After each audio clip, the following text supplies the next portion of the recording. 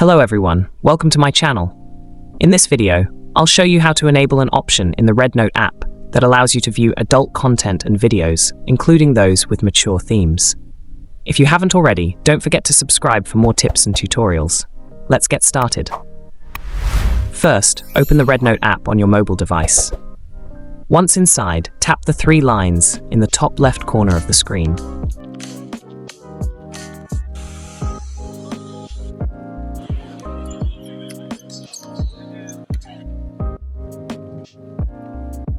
From the menu, go to Settings,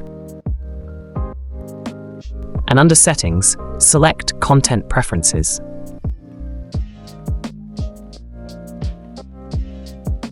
In the Content Preferences section, scroll down until you see the Restricted Mode option.